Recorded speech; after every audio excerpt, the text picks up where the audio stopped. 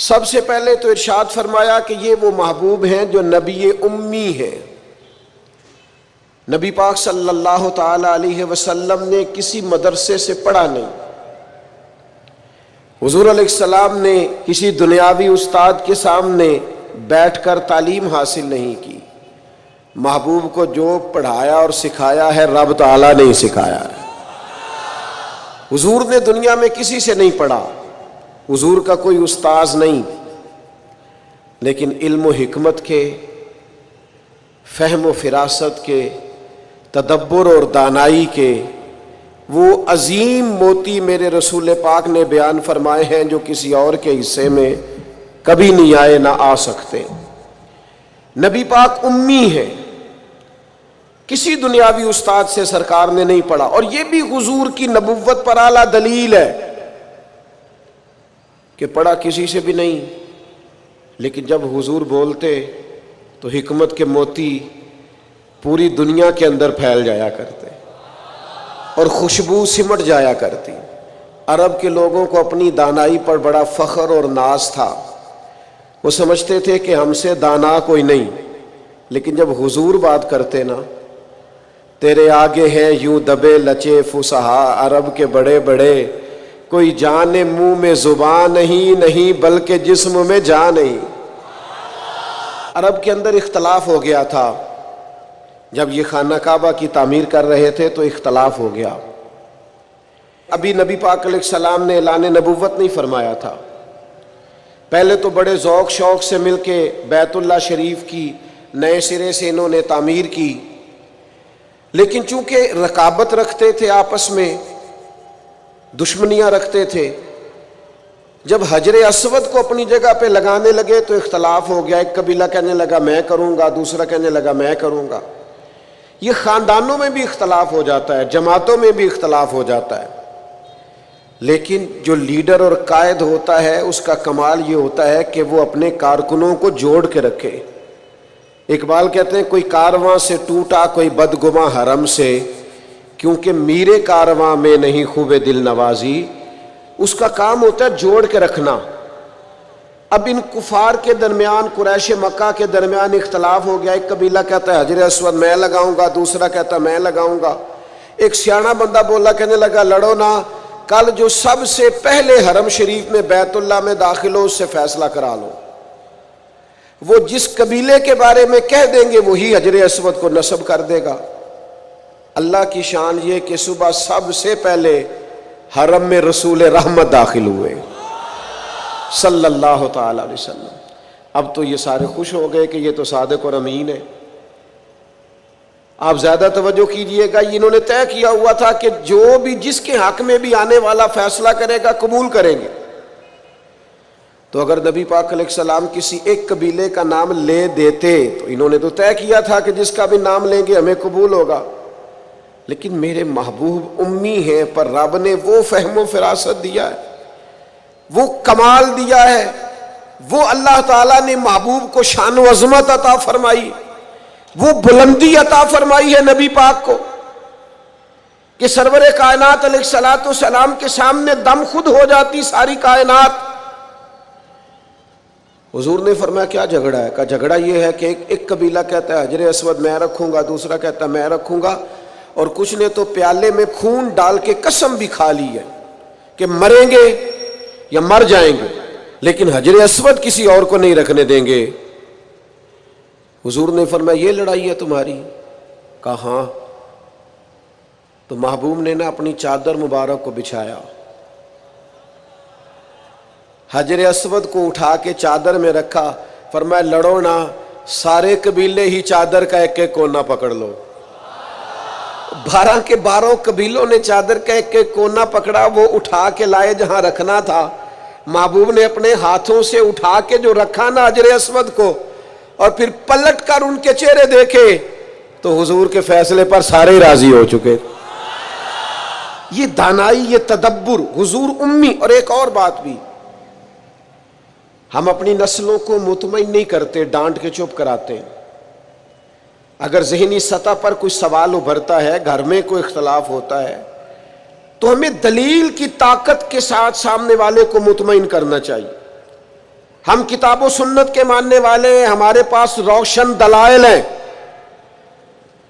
ہمیں ذہنی سطح پر ابھرنے والے سوالات کے جواب دینے چاہیے، اپنے بچوں کو، اپنے بھائیوں کو، اپنے قبیلے کو، اپنے دوستوں کو مطمئن کرنا چاہیے۔ ہم کیا کرتے ہیں؟ ہم بعضوں کا ڈانٹ دیتے ہیں، بعض اوقات اس طرح کا رویہ کرتے ہیں کہ لاپرواہی کرتے ہیں، ہمیں پتہ ہوتا ہے سوالوں کے جوابات کا، لیکن ہم توجہ نہیں دیتے۔ فتح مکہ ہوا اور کچھ عرصے کے بعد ایک بڑا معرکہ پیش آیا، تو اس بڑے معرکے میں مال غنیمت آیا۔ اب اصول یہ تھا کہ جو لوگ نئے نئے مسلمان ہوتے تھے ان کی تالیف قلب کے لیے انہیں زیادہ مال دیا جاتا تھا، کیونکہ ان کے ساتھ لوگ تعلق توڑ دیتے تھے، تو نئے مسلمانوں کو مؤلفۃ القلوب، یہ قرآن مجید کی اصطلاح ہے، ان کو زیادہ دیا جاتا تھا۔ تو مکے میں جو لوگ تازے مسلمان ہوئے تھے حضور نے ان کو زیادہ مال دیا۔ اب انصار مدینہ میں سے ایک دو نوجوانوں نے یہ کہہ دیا کہ حضور کے وہ اپنے رشتہ دار ہیں نا، معاذ اللہ، بس وہ جذباتی بات کسی کی زبان سے نکل گئی، قریبیوں پر توجہ، اور کہیں بھی محبت میں ان کا خیال تھا، شارحین کہتے ہیں کہ اگر حضور ادھر نوازنے لگے ہیں تو کہیں ایسا نہ ہو واپس مکے چلے جائیں، محبت میں کہا۔ تو اب اس پر اللہ کے محبوب علیہ الصلوۃ والسلام نے کیا کیا؟ فرمایا انصار مدینہ کو، یہ مسلم شریف میں موجود ایک ترکی خیمہ تھا، فرمایا انصار کو خیمے میں جمع کرو۔ خیمے میں جمع کیا تو حضور فرمانے لگے، یہ ذرا انداز دیکھیے میرے کریم، حضور فرمانے لگے مدینے والوں تم کہہ سکتے ہو کہ یا رسول اللہ آپ کے شہر والوں نے تو آپ کو بڑی تکلیف دی تھی، ہم آپ کو یہاں لائے تھے، تم کہہ سکتے ہو۔ ان کی آنکھوں سے فوراً آنسو چھلک پڑے، یا رسول اللہ ہم کون ہوتے، ہم پر تو آپ نے مہربانی کی، آپ تشریف لے آئے۔ وہ دو عالم کی رحمت تھے، جہاں چاہتے وہیں رہتے، یہ ان کی مہربانی ہے کہ یہ عالم پسند آیا۔ حضور نے فرمایا تم کہہ سکتے ہو کہ یا رسول اللہ یہ تو بدر میں تلواریں لے کر شہید کرنے آئے تھے، ہم نے جانوں کے نذرانے پیش کیے، کہو۔ وہ رو پڑے، کہ یا رسول اللہ نہیں، یہ تو ہم پہ اللہ رسول کا احسان ہے کہ ہم میں سے کوئی شہید ہو گئے، کوئی غازی ہو گئے۔ نبی کریم علیہ السلام نے فرمایا تم کہو کہ یہ احد میں آپ پر پتھر برساتے تھے، ہم نے سینے آگے کر کے ڈھال بنائی تھی، کہو۔ ہر ایک آنکھ آنسو برسانے لگی، آنسوؤں کے وضو ہونے لگے۔ جب پوری طرح دل نرم ہو گئے تو محبوب نے ایک جملہ ایسا کہا کہ سوال ہی سرے سے ختم ہو گیا۔ فرمایا مدینے کے میرے بھولے انصار، کیا تم یہ پسند نہیں کرتے کہ مکے والے اپنے گھر جائیں تو بھیڑ بکریاں اونٹ لے کے جائیں، اور تم جب مدینے جاؤ تو اللہ کا رسول اپنے ساتھ لے کے جاؤ؟ کیا تم یہ پسند نہیں کرتے کہ تم مجھے اپنے ساتھ؟ بس پھر تو دل نعرے لگانے لگے، روح وجد کرنے لگی، طبیعتیں کھلنے لگیں۔ رسول اللہ صلی اللہ تعالی علیہ وسلم کے لفظوں پر وہ لوٹ پوٹ ہونے لگے۔ حضور امی ہیں پر محبوب بات کرتے ہیں نا تو سینہ ایسے کھل جاتا ہے کہ جیسے نور نالا نور ہو گیا۔ حضور بات کرتے ہیں تو منہ سے پھول جھڑتے ہیں۔ نبی کریم علیہ السلام گفتگو کرتے ہیں تو یوں لگتا ہے ساری باتیں میرے لیے ہی ہیں، ساری باتیں آپ کے لیے ہی ہیں۔ حضور امی ہیں، اور پھر اللہ تعالیٰ فرماتے ہیں کہ یہ محبوب وہ ہیں جن کی شان یہ ہے کہ الذی یجدونہ مکتوبا عندہم فی التوراۃ والانجیل، فرمایا ان کی شانیں تم لکھی ہوئی پاؤ گے تورات میں بھی اور انجیل میں بھی۔ حضرت عیسیٰ تو خود فرما گئے نا، میں تمہیں اپنے بعد ایک محبوب کی خوشخبری دے کے جا رہا ہوں جن کا نام احمد ہوگا۔ ابن یعقوب کو اللہ نے صورت بخشی، ید بیضا کی کلیم اللہ کو نعمت بخشی، ہر نبی کو کوئی عزت کوئی عظمت بخشی، اور میری سرکار کو بے پردہ زیارت بخشی۔ فرمایا میں تمہیں خوشخبری دے کے جا رہا ہوں، اپنے بعد بشارت دے کے جا رہا ہوں۔ ان کا نام احمد ہوگا۔ نبی پاک صلی اللہ تعالی علیہ وسلم کی شانیں تورات میں بھی لکھی، انجیل میں بھی۔ آپ دیکھیے صحیح بخاری میں یہ حدیث موجود ہے، حضرت عطا رضی اللہ تعالیٰ عنہ بیان کرتے ہیں کہ میری حضرت عمر ابن عاص رضی اللہ تعالیٰ عنہ سے ملاقات ہوئی۔ میں نے کہا مجھے نبی پاک کی وہ شانیں تو بتائیں جو تورات میں لکھی ہیں۔ حضرت عمر ابن عاص تورات کے جاننے والے تھے، فرمانے لگے اللہ کی قسم تورات میں حضور کی بعض وہ شانیں بھی لکھی ہیں جنہیں قرآن بیان کرتا ہے۔ جس طرح قرآن نے کہا یا ایھا النبی انا ارسلناک شاہدا ومبشرا ونذیرا، اے محبوب ہم نے آپ کو خوشخبری دینے والا، ڈر سنانے والا بنا کر بھیجا ہے اور گواہ بنا کے بھیجا ہے۔ فرمایا جس طرح یہ قرآن میں لکھا ہے اسی طرح حضور کی یہ شانیں تورات میں بھی لکھی ہوئی۔ پھر حضرت عمر ابن عاص رضی اللہ تعالیٰ عنہ ارشاد فرمانے لگے حضور علیہ السلام کا نام تورات میں رسول بھی لکھا ہے اور متوکل بھی لکھا ہے۔ پھر فرمایا تورات میں لکھا ہے کہ حضور نہ سخت مزاج ہوں گے نہ سخت دل ہوں گے، اور تورات کے اندر یہ بھی لکھا ہے کہ محبوب برائی کا بدلہ برائی سے نہیں دیں گے بلکہ کوئی برائی کرے گا تو بدلہ اچھائی سے دیں گے۔ یہ بھی لکھا ہے بازاروں میں شور نہیں کریں گے، یہ بھی لکھا ہے کہ معاف کر دیا کریں گے، بخش دیا کریں گے، اور تورات میں یہ بھی لکھا ہے کہ جن کے کان غفلت کی وجہ سے بہرے گونگے اور جو لوگ اندھے ہو گئے ہیں اللہ محبوب کی برکت سے سب کو بینائی اور بصارت عطا فرمائے گا۔ ایک نا یہودی کا بچہ حضور کے پاس آیا کرتا تھا، مسند امام احمد بن حنبل میں موجود ہے، حضور کے پاس آتا تھا اور نبی کریم صلی اللہ تعالی علیہ وسلم کی بارگاہ میں وہ خدمت کرتا تھا۔ بیمار ہو گیا، حضور تیمارداری کرنے گئے تو وہ اپنے باپ کی گود میں لیٹا ہے، تو حضور اس کے باپ سے فرمانے لگے قسم اٹھا کے بتا میری شانیں تورات میں نہیں لکھی ہوئی؟ تو معاذ اللہ تورات اس کی گود میں پڑی تھی لیکن مکر گیا، کہنے لگا نہیں لکھی۔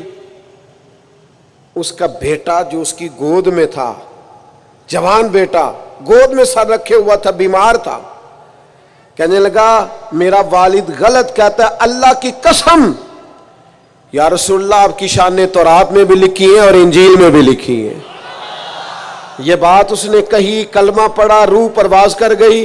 حضور اس کے والد سے فرمانے لگے تو ہٹ جا، اور صحابہ سے فرمانے لگے اپنے بھائی کو اٹھا لو، اس نے کلمہ پڑھ لیا، اب یہ ہمارا ہے، ہم اسے ساتھ لے کر کے جائیں۔ حضور کی عظمتیں، شانیں، بلندیاں، رفتیں تورات میں بھی موجود ہے، انجیل میں بھی۔ لاکھ عنوان بدل دیے لوگوں نے، تورات و زبور و انجیل میں تحریف کر دی، لیکن آج بھی جگہ جگہ جو موجود چھپی ہوئی کتابیں ہیں ان میں آج بھی جگہ جگہ حضور کی عظمتوں اور شانوں کا بیان موجود ہے۔ نبی پاک کے تذکرے ہر جگہ، ہر مقام پر، ہر کونے پر۔ خود نبی پاک علیہ السلام نے فرمایا میں تو جناب ابراہیم کی وہ دعا ہوں جو بیت اللہ کی تعمیر کے وقت انہوں نے مانگی تھی، میں تو جناب عیسیٰ کی بشارت ہوں، اور فرمایا میں اپنی ماں کا وہ گویا شانوں والا خواب ہوں جو انہوں نے میری ولادت کے وقت دیکھا تھا۔ حضور کی عظمتوں کا بیان۔ پھر اللہ تعالیٰ نے آگے ارشاد فرمایا یَأْمُرُهُم بِالْمَعْرُوفِ وَيَنْهَاهُمْ عَنِ الْمُنْکَرِ، یہ محبوب تمہیں نیکی کا حکم دیں گے اور برائی سے منع کریں گے۔ ہر ایک نے نیکی کا حکم دیا، ہر پیغمبر، ہر رسول نے، ہر مصلح نے، ہر دائی نے، پر جس پیار کے ساتھ نبی پاک نے لوگوں کو نیکی کی طرف بلایا ہے نا، جس محبت سے، جس درد سے، جس ذوق سے حضور نے بلایا ہے، اور جس طرح دروازہ دروازہ جا کے حضور نے لوگوں کو کہا ہے آ جاؤ دین کی طرف آ جاؤ، جس توانائی کے ساتھ حضور چاہتے ہیں کہ لوگ دوزخ سے بچ جائیں، یہ صرف حضور ہی کا خاصہ ہے۔ یہ حدیث آپ نے یاد رکھنی ہے۔ حضور فرماتے ہیں میری اور تمہاری مثال اس آدمی کی طرح جس نے آگ جلائی تھی، آگ روشن ہو گئی تھی تو پتنگے اس میں گرتے تھے، تو وہ آگ جلانے والا بار بار پتنگوں کو روکتا تھا، نہ جاؤ جل جاؤ گے۔ فرمایا تم بھی بار بار ایسے کام کرتے ہو جو تمہیں دوزخ میں لے جائیں، اور میں تمہیں سینہ بند سے پکڑ پکڑ کے بچاتا ہوں، یہ کام نہ کرنا دوزخ میں لے جائے گا، یہ کام نہ کرنا دوزخ میں۔ نبی پاک نے ایک ایک مرحلے میں امت کی رہنمائی کی، ایک ایک کونے میں تربیت فرمائی، اور بڑی جانفشانی کے ساتھ، بڑی ہمت کے ساتھ، جد و جہد کے ساتھ لوگوں کو دین کا پیغام دیا، اور پھر بڑی دانائی سے۔ آج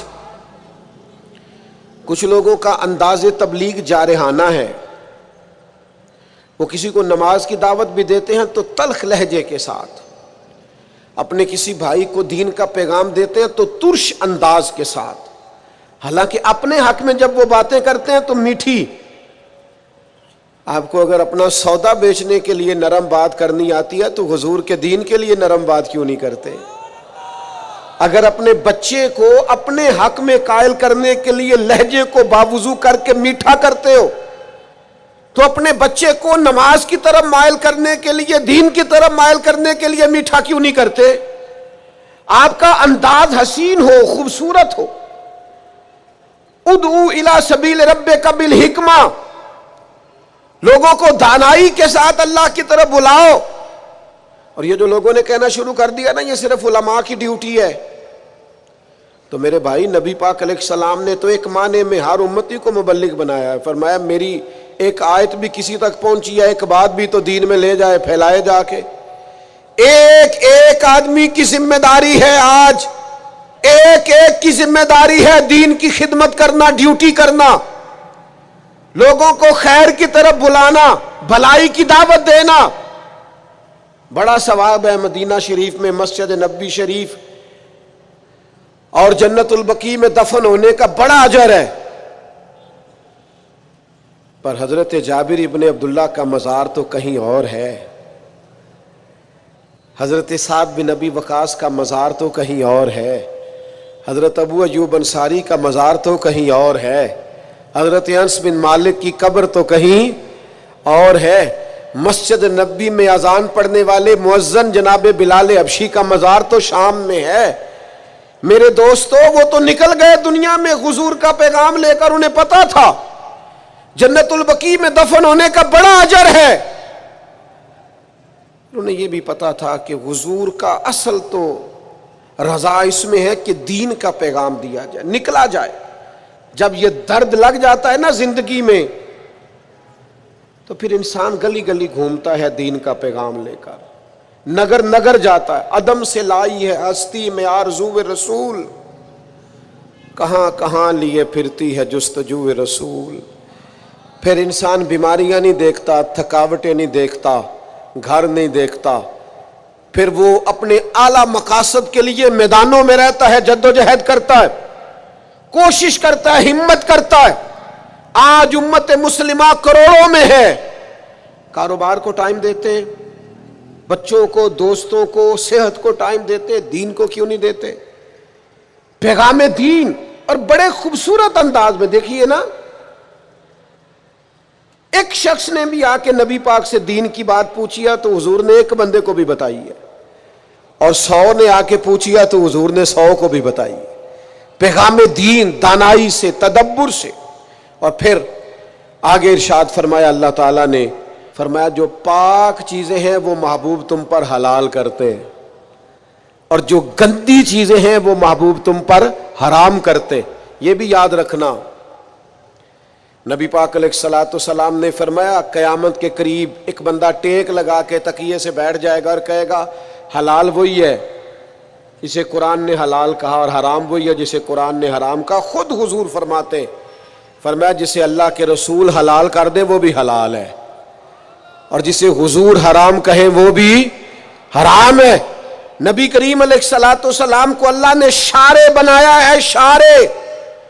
حضور اختیار رکھتے ہیں، جو چاہیں۔ ایک شخص نے آ کے کہا یا رسول اللہ 2 ہی نمازیں پڑھوں گا، اگر اجازت ہو تو کلمہ پڑھوں۔ دنیا کا کوئی مفتی، کوئی محدث، کوئی مجتہد کسی کو ایک سجدے کی بھی رخصت نہیں دے سکتا کہ چل تو ایک سجدہ کم کر لینا فرض نماز میں۔ ایک سجدے کی بھی چھٹی نہیں. اس نے کہا یا رسول اللہ میں 2 ہی پڑھوں گا, پڑھوں کلمہ؟ حضور نے فرمایا آ جا, تجھے 3 نمازوں کی چھٹی میں دیتا ہوں, تو آ جا. وسعتیں دی ہیں خدا نے دامن محبوب کو.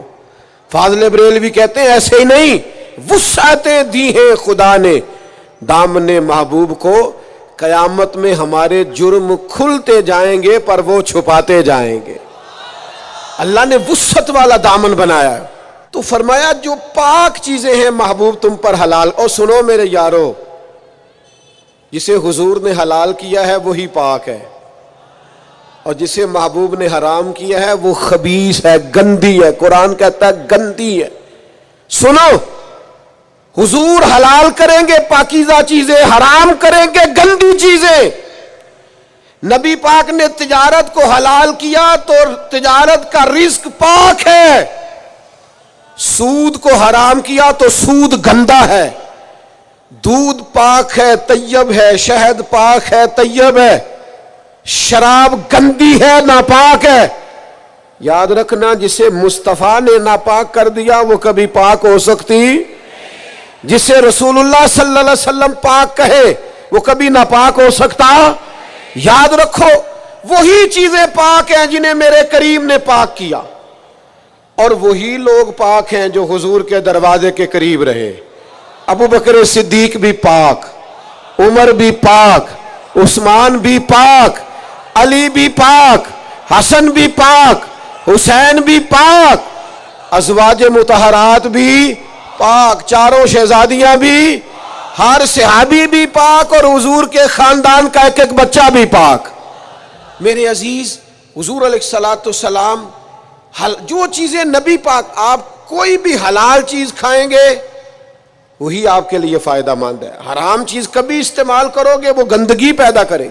پھر آگے ارشاد فرمایا قرآن مجید نے, فرمایا وَيَدَعُ عَنْهُمْ إِسْرَهُمْ وَالْأَغْلَالَ الَّتِي كَانَتْ عَلَيْهِمْ. فرمایا جو ان کے اوپر بوجھ ہیں اور ان کے گلوں میں جو توق پڑے ہیں, محبوب وہ سارے توق اتار دیں گے. گلے میں پھندے پڑے ہوئے تھے بنی اسرائیل کے, رات کو جو گناہ کرتے تھے سویرے دروازے پہ لکھا ہوا ہوتا تھا, اور یہاں تک کہ انہیں بعض گناہوں کی معافی کے لیے, قتل کی معافی کے لیے قتل ہونا پڑتا تھا. دیت کی کوئی گنجائش نہیں, معافی کی کوئی گنجائش, قصاص ہی قصاص ہے صرف. لیکن محبوب نے سے سارے پھندے اتار دیے. فرمایا تم سے کوئی گناہ ہو گیا ہے, کبیرہ گناہ ہو گیا ہے, کمرے میں جا کے چھپ کے بھی توبہ کر لو گے تو رب معاف کر دے گا. تم سے حقوق العباد ضائع ہو گیا, توبہ کر لو, متعلقہ بندے سے معافی مانگ لو, اللہ بھی معاف کر دے گا. تم سے قتل ہو گیا, جاؤ اہل خانہ سے معافی مانگ لو, دیت دے لو, رضامند کر لو, اللہ بھی معاف کر دے گا. تخفیف کر دی, آسانی کر دی. حضور کی تشریف آوری نے آسانی کر دی. ایک شخص سے گناہ ہو گیا, حد لگ گئی ان پر, اور وہ انتقال کر گئے, سیاستہ میں موجود ہے. بعض لوگوں نے کہا اس نے کتنا بڑا جرم کیا ہے. نبی پاک علیہ السلام نے فرمایا چپ کرو, تم نے جرم دیکھا, توبہ نہیں دیکھی. یا رسول اللہ جرم کیا ہے, حد جاری ہوئی ہے, وہ اس حد کی وجہ سے انتقال کر گئے. محبوب فرمانے لگے تم مردہ بھائی کا گوشت کھا رہے ہو اور وہ جنت کی نہروں میں غوطے لگا رہا ہے.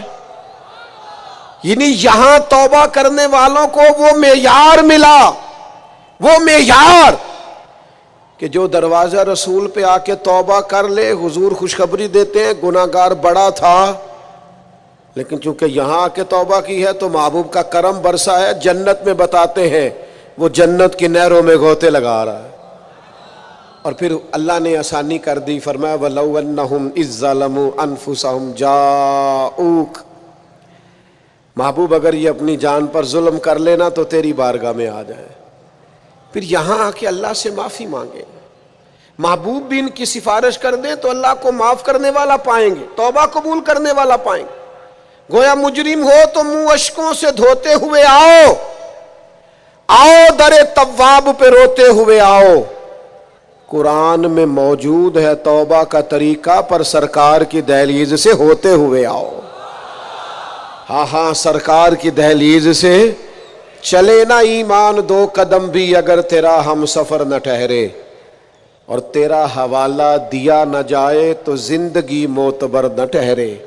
لبوں پہ ایاک نستعین ہے، اور اس حقیقت پر بھی یقین ہے، اگر تیرے واسطے سے مانگوں کوئی دعا بے اثر نہ ٹھہرے۔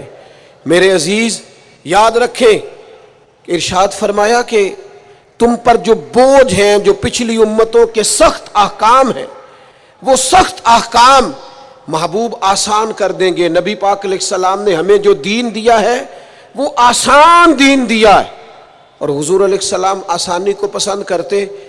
کسی بھی قبیلے کو، کسی جگہ قافلے کو حضور روانہ کرتے تو فرماتے خوشخبریاں دینا، وہاں جا کے خوشخبریاں دینا، اور فرماتے لوگوں کو امید دلانا، لوگوں کو مایوس نہ کرنا۔ ہمارے ملک میں آج کتنے لوگ ہیں جو مایوس کرتے ہیں، بری خبریں دیتے ہیں، لوگوں کے ذہنوں کے اندر ہر وقت مایوسی پھیلاتے ہیں۔ حضور نے آسان اور خوبصورت دین ہمیں دیا ہے، ایسا دین جو ایک ایک بات قابل عمل ہے، جس پر عمل کیا جا سکتا ہے۔ عزیز دوستو، آسان دین۔ ایک شخص نے صرف نماز لمبی پڑھائی تھی، بہت لمبی نماز پڑھا دی، تو حضور کی بارگاہ میں جا کے لوگوں نے کہا یا رسول اللہ، یہ بہت لمبی نماز پڑھاتے ہیں، صحیح حدیث میں موجود ہے۔ تو اللہ کے محبوب ناراض ہوئے، فرمایا میں لوگوں کو دین کے قریب کرتا ہوں اور آپ یہ کیا کرتے ہیں؟ آسان کر کے آپ، دین کی تعلیمات تو ساری آسان ہے، آپ آسان تعلیمات کو کیوں؟ بعض لوگ مشقت پیدا کرتے ہیں اور مشکل میں ڈالتے ہیں۔ نبی پاک علیہ الصلوۃ والسلام نے فرمایا عبادت کے معاملے میں بھی، نفل عبادت کے معاملے میں بھی اپنے آپ کو آسانی دو۔ فرمایا جتنی دیر طبیعت اجازت دے نفل پڑھو، پھر آرام کرو، تمہارے وجود کا تم پر حق ہے، تمہاری آنکھ کا بھی تم پر حق ہے، تمہارے اہل خانہ کا بھی تم پر حق ہے۔ تو بھائی، حضور علیہ الصلوۃ والسلام نے وہ مشکل احکام جو پچھلی امتوں کے تھے وہ اس امت کے لیے آسان کر دیے۔ اب کسی کے دروازے پر نہیں لکھا جاتا وہ کتنا گناہگار ہے، بڑے بڑے جرم ہوتے ہیں، بڑی بڑی خطائیں ہوتی ہیں، پر اللہ فضل کرتا ہے، بندے معافی مانگتے ہیں، اللہ اپنے بندوں کی پردہ پوشی فرماتا ہے۔ اللہ کر، اور میں نے پہلے بھی کہا تھا، پھر کہتا ہوں، قیامت والے دن بھی پردہ رہ جانا ہے انشاءاللہ تعالی، پردہ رہ جانا ہے، حضور کے صدقے کرم ہوگا۔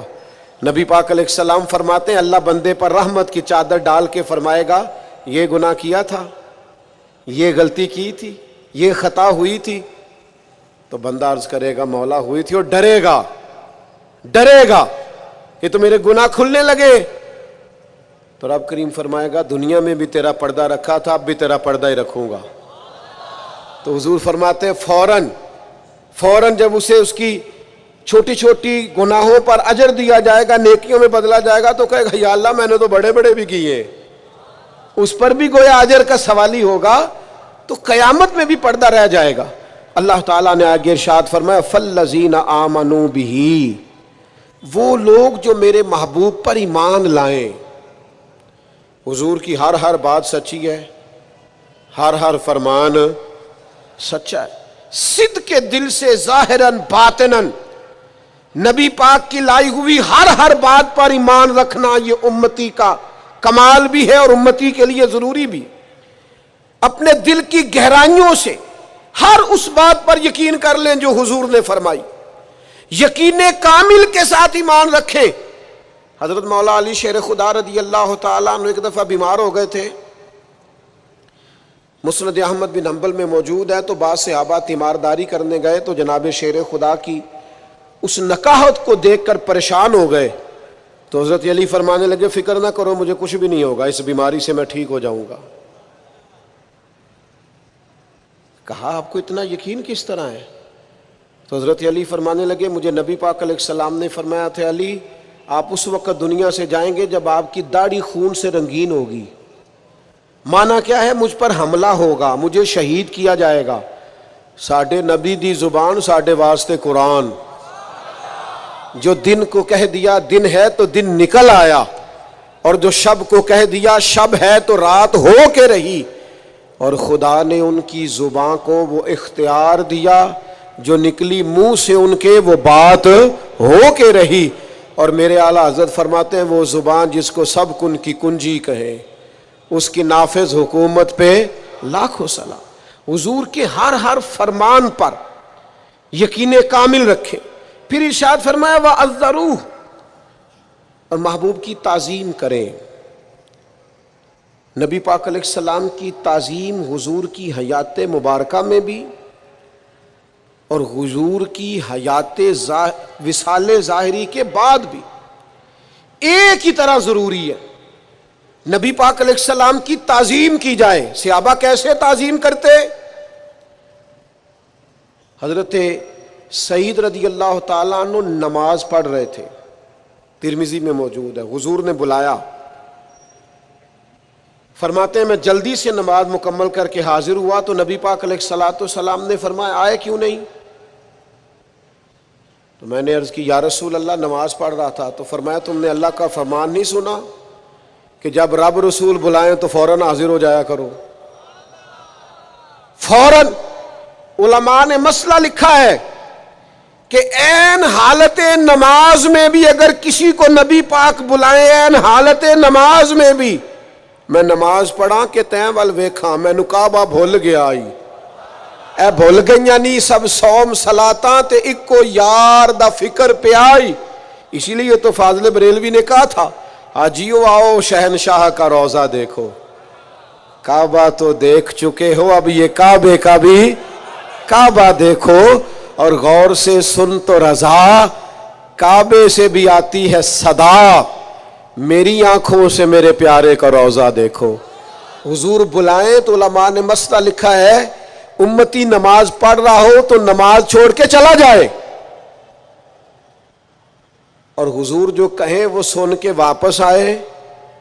جہاں سے نماز چھوڑی تھی وہیں سے شروع کر لے، سجدہ صاف بھی نہ کرے نماز پوری کر لے، اس لیے کہ حضور بلائیں تو نماز ٹوٹا ہی نہیں کرتی. نبی پاک بلائیں تو نماز ٹوٹتی. فرمایا تمہیں آنا چاہیے تھا جب میں نے بلایا تھا. کریم کے بلانے سے نماز ٹوٹتی. تو اب سنو نا، مجھے کہہ لینے دو نا کہ نماز پڑھا کہ میں تین ول ویکھا آ میں کعبہ بھول گیا آئی بھول گئیاں نہیں سب سوم صلاتاں اکو یار دا فکر پہ آئی. نبی کریم صلی اللہ علیہ وسلم کی تعظیم اور پھر جس طرح حضور کی ظاہری حیات میں تعظیم ہے اسی طرح حضور کے ذکر کی تعظیم، نبی پاک کے نام کی تعظیم، حضور کے شہر کی تعظیم، رسول اللہ صلی اللہ علیہ وسلم کی مسجد کی تعظیم، حضور کے صحابہ کی تعظیم، اہل بیت کی تعظیم، حضور کے دین کے اولیاء اور علماء کی تعظیم، نبی پاک سے نسبت رکھنے والی ہر چیز کی تعظیم، ہر چیز کی تعظیم. دو لوگ مسجد نبوی میں آئے حضور کے وصال کے بعد اور اونچی آواز میں بات کرنی شروع کی تو جناب عمر نے بلایا، بخاری میں موجود ہے، بلا کے فرمایا کہاں کے رہنے والے ہو؟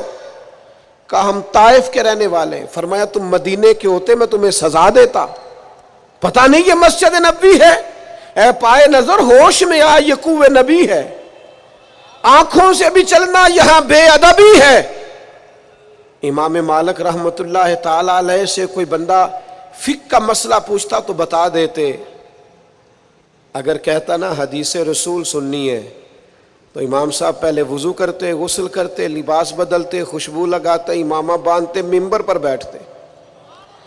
تو لوگ کہتے حضور یہ کیا کرنے لگے ہیں؟ فرمایا میں ذکر رسول کرنے لگا ہوں، میں اپنے محبوب کا ذکر کرنے لگا ہوں.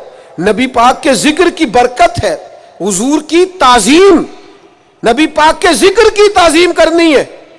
ایک دفعہ آپ بیان فرما رہے تھے تو بچھو نے ڈسا، 16-17 دفعہ ڈانگ مارا، رنگ بدلا امام صاحب کا، پر درس حدیث دیتے رہے.